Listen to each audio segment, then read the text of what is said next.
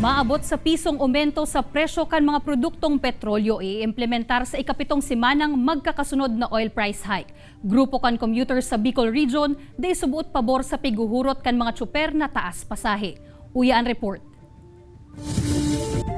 Makalisan anom na semanang sunod-sunod na aumento sa presyo kan mga produktong petrolyo. Naghihiro na sa 64 hasta 71 pesos ang presyo kan diesel asin gasolina.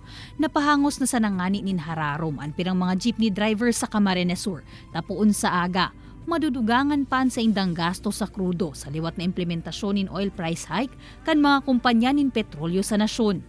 Masakit po talaga ma'am, yan permis naman siging taas. Tapos po, barato man ang pamasahe. Kung pirangan idaan itugot kan Land Transportation and Franchising Board o LTFRB na dagdag pasahe. Ayos naman iyan sa inda, basta makabawi man ko takan gastos sa padagos na nagmamahal na krudo. Mabalik lang ko ta sa itong dating pamasahe. Minsan kaya pasi ibang pasahero ngunyan dahil naman nagsusunod sa pamasahe. Minsan magtataon na lang 10, minimum 12. Kan nakalihis na semana, pirang transport group sa Metro Manila ang nagpahayag kan sa indang kamautan na madugangan ang pamasahe sa jeep kasabay kan sunod-sunod na taas presyo sa petrolyo.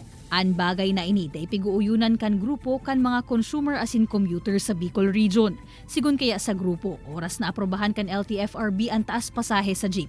Syertong masunod naman ang iba pang mga pampublikong transportasyon, pati na ang kantidad kan tracking services na magiging rason man kan urog pang pagtaas kan presyo kan mga barakalon.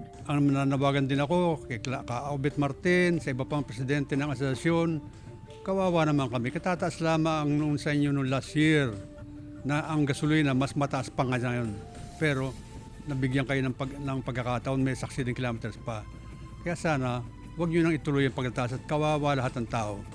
Enot ng pigpaliwanag kan Department of Energy na mayo nin kontrol ang gobyerno sa presyo kan mga produktong petrolyo. Alagad ang gobyerno may magiginibusubuot sa paghiro kan pamasahe sa inman na lugar sa nasyon.